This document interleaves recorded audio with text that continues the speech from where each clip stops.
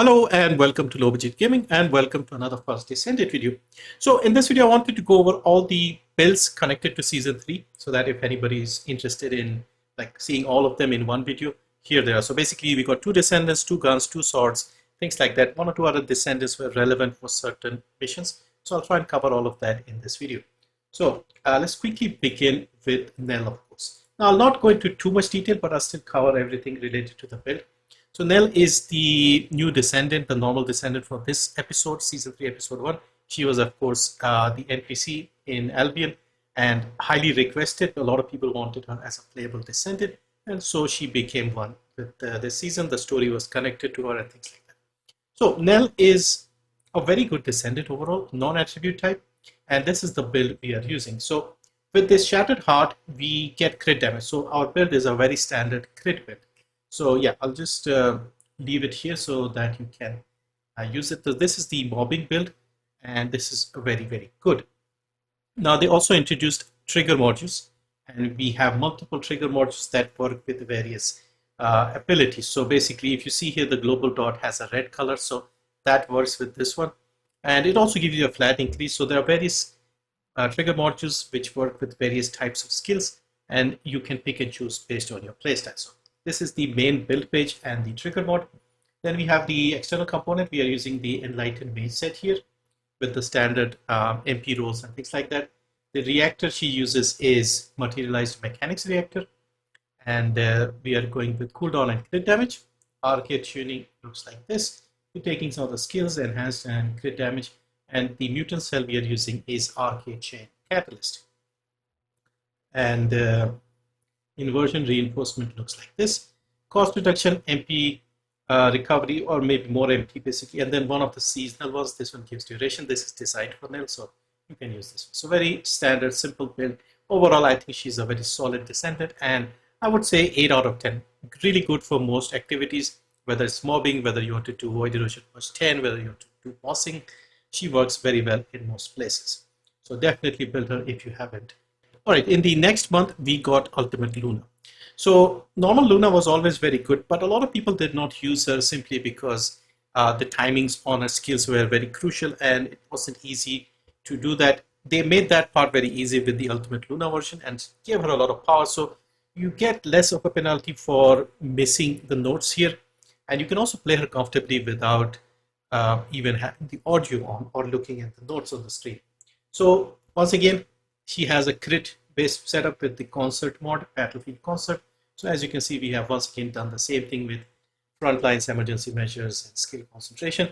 The only difference with this build here is we are using a lot of duration to increase the status effects of the 3 abilities, second, third, and fourth. So we're putting as much duration as possible so that the effects are available. And then when you enhance the custom resource, like fill up the bar with the custom resource, you get an enhanced ability that doesn't use MP and you can do more of damage. So very, very good build here. And once again, we are using Power Beyond. This is a simple mod because this gives you a base power increase even if you're not using the other things related to the skills. So this is like a default choice you can use with everyone if they are a skill based asset.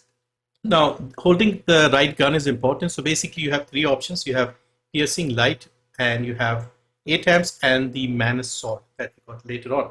If you hold these 3 as the stat stick, you'll do a lot of damage because the maximum firearm attack and the element on the sword, that gets transferred to the skill. And so having the sniper, which has the highest base firearm attack, along with the elements and a bit of weak point, helps Luna a lot. So you need basically the mods that give you firearm attack. So don't worry about reducing the crit damage. We just want firearm attack. So these 3 mods, and then fire rate up, weak point insight, weak point detection, weak point sight, sorry, weak point detection, toxic, enhancement, toxic gun barrel. So if you use all of this, that is enough. You don't have to build the gun. This is built for Luna's skill. And you can swap out the element from toxic to electric or something else, fire. And Piercing Light has chill by default. It has space. You can use that gun as well and use the same modes. Enlightened Mage is the external component set. Once again, all the same things here. Over here, we have Materialized Mechanics. This time we are using skill critical hit damage, and text key power boost because we're not using cooldown on Luna. Arcade tuning looks like this. I'm using the non-attribute cohesion. You can switch this with chain catalyst, for example. That will be fine as well. You also have the inversion reinforcement. Once again, you can just go with cost reduction, MP increase, and the duration. And that is Ultimate Luna. I think she's fantastic, very, very powerful. All right, next up, briefly wanted to recap Serena's build here for Wall Crusher, because that is a big part of Season 3, and you go there and fight. Serena is still very good there, still the most popular one. You can use Nell, you can use Clay, for example, over there. You can use Luna, Ultimate Luna as well. But Serena is still the easiest to use. And we are using the build where we try to increase our HP and do as much damage as possible using that method.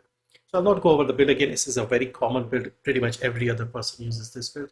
So our objective is to get to 39k HP, increase the duration to beyond the cooldown for Redemption's Judgment at the bottom. And yeah, that is what it does. So every 20 seconds or so, you activate your fourth and you keep shooting. You use your third ability to reload your gun, because that gives you reload instantly. And you shoot the first ability at the Wall Crusher so that you don't run out of bullets. That is all you have to do. And so in order to get to the 39k HP, we try to use the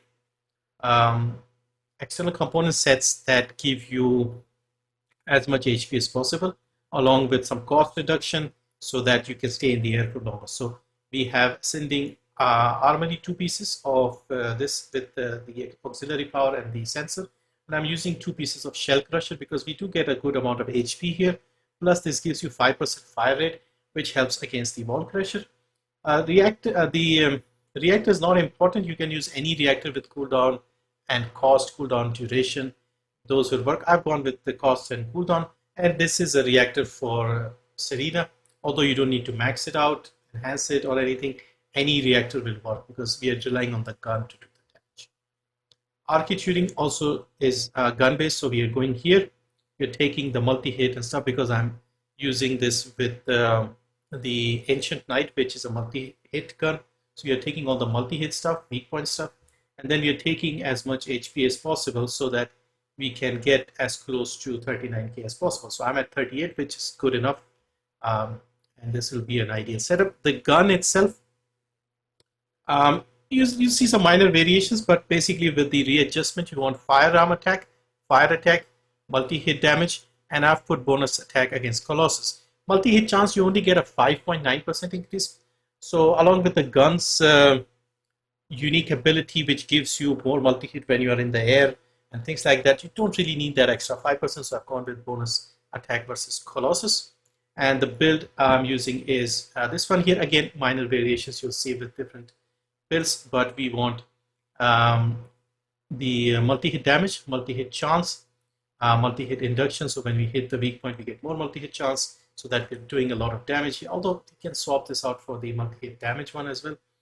I haven't actually looked at this for months. I just used this and it works. So never really bothered. 2 element mods, firearm attack, action reaction, fire rate up. And yeah, basically that is the setup here. Now for the inversion, you can again use some cost reduction. You can use the firearms because we are shooting with the gun and we have selective neurostimulation. We can also use the strike point amplification. I think there's one where we get some, yeah, we can also use this one, precision control, which will give us more hit damage. So this can also be used. So combination of these things you can. Next, we have Viessa. Now, currently, the Abyss boss we have is Lava Citadel, which is a fire type weak to chill. So, I've been mostly using Viessa.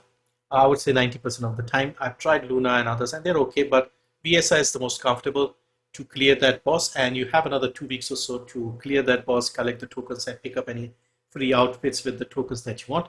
And this is the build I've been using with the Viessa. Again, very standard build when it comes to Viessa. It's absolute 0. Power beyond, and we are using all the crit mods. We are using the cooldown mods, and we don't have to worry too much about range. So 1 range mod is enough. You can add duration if you wanted, but otherwise it is a good build. You can add HP if you feel too squishy against the Colossus. With the external components, I'm using 2 pieces of Plague auxiliary power and 2 pieces of Hunter. So the Hunter pieces will give you cooldown, and the Plague pieces will give you a lot of HP and also give you some singular skill power for your RK power, which is singular in case of Viessa. The reactor is additional damage against Colossus and skill cooldown. RK tuning looks like this. So we take the nodes for the Colossus, we take the crit damage, and we take the chill chain catalyst. Inversion looks like this. Again, usual stuff. Cost reduction, MP increase, and duration increase slightly. So that is Viessa for the Lava Citadel. This is probably the most relevant one for the remaining 2 weeks if somebody wanted to farm that boss. Alright, next up, let's talk quickly about the 2 guns that were added this season. We had the Eraser Scout Rifle and the Exterminator Launcher. Now, honestly, both of them are not that great, but the launcher is very useful against the vulgus ships. They can break the outer shells of some of the elite enemies. So the Exterminator is helpful. It's not as good as the Restored Relic, but for non-Glay and non-Enzo type Descendants like Serena over here, you can actually use that to quickly take out the ships and stuff and make your farming a little easier. So let's quickly go over the build here. Again, we have a very standard build for the Eraser, not the Exterminator, and we are going with something very similar to the Restored Relic. So explosive attack, fire attack, multi-hit chance, multi-hit damage, and over here we have fire rate and fire attack. So 3 fire rate and 2 fire element attack, and if you can get 20%, that's fantastic. And over here we have 3 builds, one for Glay, one for Enzo, and one for everyone else. So for Glay, you can use this one here. You don't need to reduce the recoil on this. That is the one good thing of this over the Restored Relic. It doesn't have anywhere near as bad a recoil. So yeah, we have the usual setup here for Glay basically. So this is the build for Glay. For Enzo, what we are doing is we are adding a bit of reload and a bit of ammo. And the idea is to use Enzo's tactical rifle to come up and use this constantly without running out of time or ammo. And then for everyone else, it's more of a occasional use case where you are in the action planes and the ships pop up, 4 of them, you take this out and take them out instantly. So we are again keeping the ammo, we are keeping the reload, and we are also adding the expand high power magazine. You can actually skip the reload in this case, but I've left it here. It doesn't matter because it's a very occasional use case for the ships and for 1 or 2 of the elites. Now on to the Eraser. Now I have made a build for this, but I never made a video because honestly there is no really use case for the Scout Rifle. And so what we have over here is a toxic Scout Rifle. And once again, if you see the cores, I've put as much toxic as possible, and fire rate, 1 fire rate. You don't really need 2 fire rates here. And then we have critical hit rate, critical hit damage, toxic, and firearm attack. The build is a standard crit build, and so you can have a look here. It's again concentration, priority, action, reaction, stuff like that. The usual mods and some element mods, weak point mods, and that is the build here. Now the unique ability here is interesting, but in practical terms, it's not that useful. When you hit an enemy, you get something called Analyze. When you kill an enemy, you get 3 of these Analyze stacks. And then when you have 15, it sort of does a bit of continuous corrosive damage, sort of like Serena, but it did not feel that useful. But it hits hard. It's not a bad gun, especially if you hit the weak points and stuff. So you can use it, but at this point in the game, guns are not the primary damage dealer, apart from people like Glay or Serena who do that. Everybody else occasionally uses them, so you can use that. By the way, I forgot to mention the special unique ability for this Exterminator. So basically, when you right click and aim down sight, basically you can select multiple targets and shoot them once and it will hit all of them. So that is very helpful over here. And then finally, the latest addition we got were the 2 swords. So let's start with the Manus first. Manus is a great sword, hard hitting, and this is basically crit based, and this has chill as the element over here. And so we have a very similar build. It's a sword, but the build is identical to any other gun. So on the outside with the cores, we have crit damage in all the 3 red cores. We have element damage, the chill, and we have the firearm, basically melee attack, which is again same thing, basically weapon attack over here. And then in the readjustment, we have a weapon attack, chill attack, critical hit rate, critical hit damage. And of course, over here inside, we build with a similar crit setup. We have a little bit of range. And there are only 1 or 2 adjustments that you can really make here. We don't have a lot of mods here for the swords. So yeah, this is the best build. I mean, this is the only build, if I'm being honest here. Almost everyone is using the exact same build here. So we are trying to increase the crit rate, crit damage, a little bit of range, as much damage as possible. And once again, I feel like the use case here is against the allies. It's very good against the allies like the Scarab, for example. So for Descendants that may not have a ultimate ability like the 4th one on Bunny, for example, you can then use the Manus and make mincemeat out of the Scarab. The other sword is the Shadow. Now this is a more balanced, smaller, nimble sword, and this works with consecutive attack and consecutive attack damage. So basically multi-hit and multi-hit damage, but they call it consecutive attack chance and consecutive attack damage. So we have the same 3 cores here. We are using 2 of them for damage, 1 for chance, and we have melee weapon attack and toxic attack. In the readjustment, we have once again weapon attack, chance, damage, and I've gotten with the status trigger it because I ran out of the adjustment, fine adjustment axis, so you can put toxic over there. This is a toxic type of weapon, and the build is again almost identical. Instead of crit, we are using consecutive attack and consecutive attack chance and consecutive attack damage. So yeah, so this is the build for the Shadow. Now the unique ability for the Manus is when you hit an enemy, you get a stack, and when you have 4 of them, you can right click and do a big damage on the enemy. For this one here, the Shadow, you sort of dash to the enemy and do a bunch of damage at the end. This one isn't well done. I think they will buff it and rework it because you tend to shoot past the enemy. You cannot adjust the range. So yeah, so it's not that useful here, but it's a fast sword. You use like swing very quickly. And so I did not make a separate video for this, so I'm just covering it here in a little more detail. But yeah, it's not bad. The swords are better than most of the guns in the game. And yeah, but they're not necessary. Like I said, with the weapons, most of the weapons are stat sticks here. So you can use them. It's a bit of fun. So yeah, so that is the video. All the builds that you need for Season 3, for all the content in Season 3. And yeah, hopefully this was useful. I just wanted to put everything in one place in one video so that people can refer and check it out quickly. That's it. Thank you for watching. See you next time.